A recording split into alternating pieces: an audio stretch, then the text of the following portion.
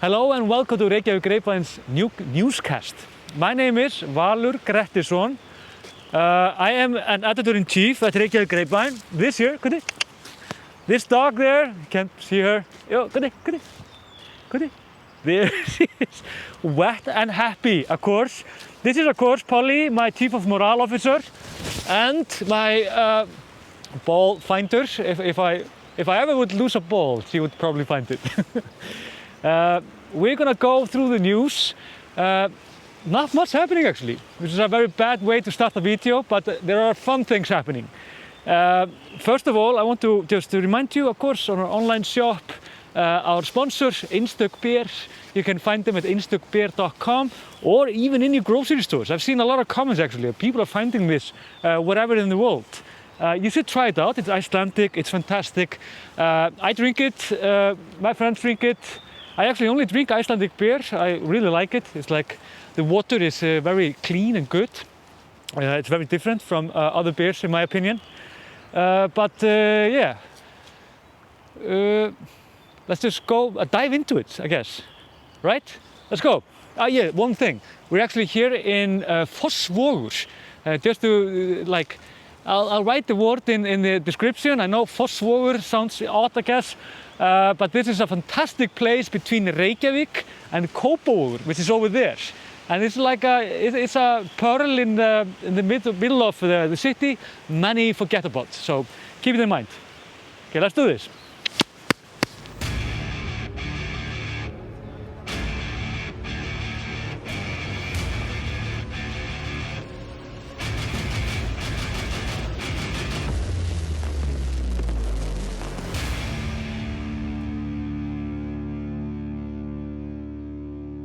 As you can see, it's wonderful weather. It's really grey, raining, windy. It's everything that Iceland has to offer on its worst days in summer. And the best thing is that our weather people, however you say that in English, it's stolen from me. They say that the weather in this summer will not be very good. It's going to be cold, hopefully not raining. It's been a lot of sunny days, but it's always very cold. So we're going to have a weather like this from at least now until the middle of July. And when I'm talking about good weather in Iceland, we're talking about everything over 10 degrees is pretty good. But as you can see, I have gloves. I'm in my wool. It's literally like it's actually fall, which we do not have. Remember, we only have summer and winter in Iceland. But of course, we have fall technically.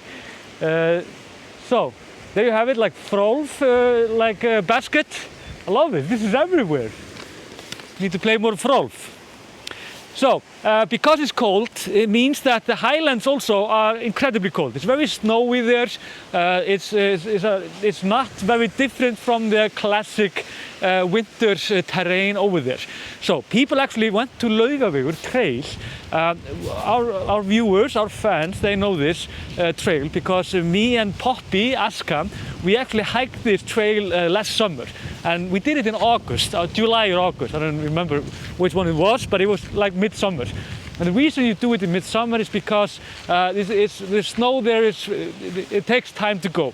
But there was a group, Icelandic people, they went there this weekend, and they didn't get lost, but nobody could contact them, meaning that the search and rescue teams were looking for them for over 12 hours.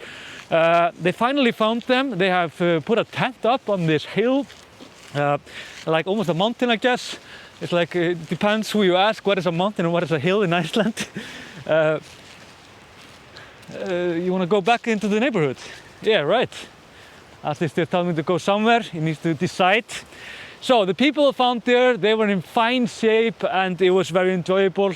But of course, keep in mind that if you're traveling in Iceland and if you're now in Iceland, watch out for the Highlands. It's very cold, it's very nasty. Also, COVID, we need to go into that. There were no COVID cases domestically this weekend, meaning like Friday, Saturday and Sunday. Also, there were 2 COVID cases on the borders though. But the thing is that we are doing so well when it comes to the vaccination that we are kind of just we are getting out of this. We are number 3 in the world when it comes to giving the nation vaccination. That sounds good. Nation and vaccination, okay? But it's according to our world, to this homepage, our world in data. And it was at Morgunblaðið, they were talking about this, and our Ministry of Health. I don't know exactly how this statistics works, if it's a political thing or not, but it sounds really good. We have actually, I told you last time actually that we have vaccinated around 300,000 people. I did some mistakes there. I actually combined the ones that were half vaccinated and fully vaccinated. So we are now like at least 1 shot per person, then we are up to 230,000. We have 153,000 that have been fully vaccinated, meaning that in total we need 250,000 people to get vaccinated, and then we have 70% herd immunity. We are getting very close. It could of course, it could be better, but I think, to be honest, that we are doing very well. And you can feel it in the whole society. Both we have, of course, tourists back on our streets, which is pretty incredible to see. And we also have, like I was on this, if you're thinking of asking yourself, why am I so sun-kissed? Or what do you call it? God, what's the word? Sunburned? No. I have a lot of sun in my face. It means that we were over this weekend at this football tournament with my kid, Illugi, with 8-year-old kids, like thousands of them. It was very demanding in every aspect, but it was like very few restrictions going on, and nobody was really thinking about COVID at all. So I think we are more or less, we are so close just to finish this COVID thing that is incredible. Life in Iceland has not been this normal for, I think, since March last year.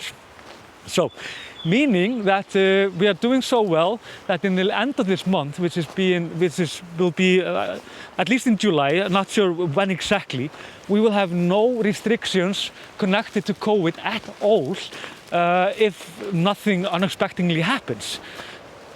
Which means that we are, we're good, I think. And then we are to culture. I need to talk to you about this. This is the newest Netflix series called Katla. I just want to tell you a little bit about it. I'm not going to tell you my opinion about it. I don't really have that strong opinion about it. It's just very classic Icelandic TV. But they do a lot of good things there. But there are interesting elements there, because if you're going to watch it, and do watch it, because it's I think, it's like one of the best TV Icelanders have ever made, in my opinion. Then of course we can fight about the story. But it's about Katla, the volcano. And it's an incredibly good timing, because now we have, of course, the volcano in Geldingardalir. And Katla is, of course, like the most frightening monster of them all when it comes to volcanoes in Iceland. The reason for that is because, first of all, it's in the middle of it's under a glacier, and the glacier called Mýrdalsjökull, it's above Vík í Mýrdal. And many of you that have come to Iceland, or if you just Google Iceland, you will instantly find, of course, this beautiful town called Vík í Mýrdal. When this happens, and it will happen actually, when Katla will go off, it means that it will melt like the glacier, not all of it, but a lot of it, and there will be like a tidal wave coming down this huge valley, and there is like the people that live there, they have like 20 minutes to get out of the town. It's a very odd situation to be in. Also, when this happens, when Katla goes off, it will be similar like to Eyjafjallajökull. It means that it will mess up with your flight schedule. So if you want to go to Europe or vice versa, you have to actually check out the winds in Iceland, which is pretty amazing. And shows once again how often we are just apart, like how nature is basically in charge in so many ways. And not only the weather here, it will affect my mood today, but if there is a volcano, it will affect your mood in England and such also. Also, I don't know how, perhaps this is a spoiler, but I'm not sure. But it's a fun thing. But if you're gonna watch this and you do not want to know anything about it, then just mute me right now. So, I'm gonna tell you about these shapeshifters, which is a really funny lore. In Icelandic it's called umskiptingur. I'm not sure if like shapeshifter is the correct word, but it's an interesting one. These actually are old tales about elf mothers that kidnapped children. And these, it's not, they don't go that far into this kind of lore, but it's just funny to know about it.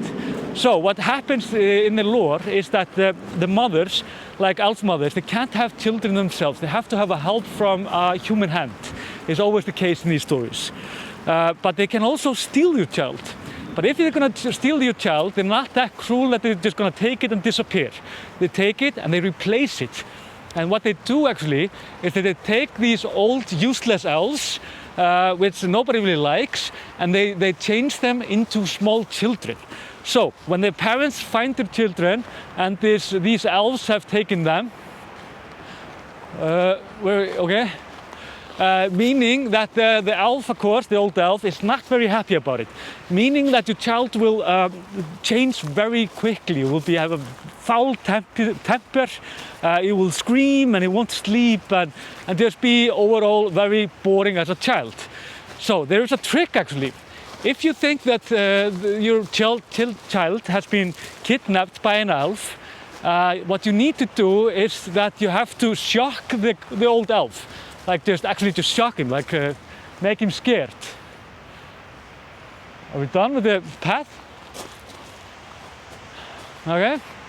So when you scare the elf, or the child in that case, then he will tell you everything. And what's more,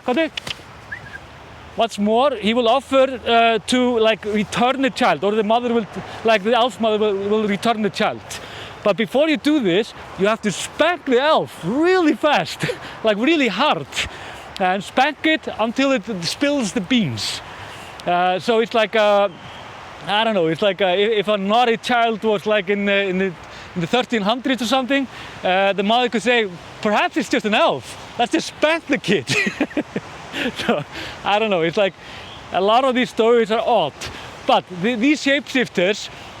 They, of course, in the episodes, it's like the volcano somehow brings the dead people, even alive, people that are alive, and like duplicate them, and they come back to the people, and we're not sure what this is all about, and it's a mystery, and it's a pretty interesting mystery. In my opinion, they could have done this better, like script-wise. But when it comes to like Iceland, when it comes to everything, it's absolutely wonderful. So here we are. We can only hope that we will not be captured by an elf, kidnapped and replaced. So I think I'm just gonna stop right here. Thank you for watching. We'll be back on Wednesday, I think. We're gonna visit the volcano, of course. But the volcano is changing a lot, so we're not sure like how close we can get and so on. But we will try, that's for sure. And yeah, live long and prosper. What do I do? Like this. See you then.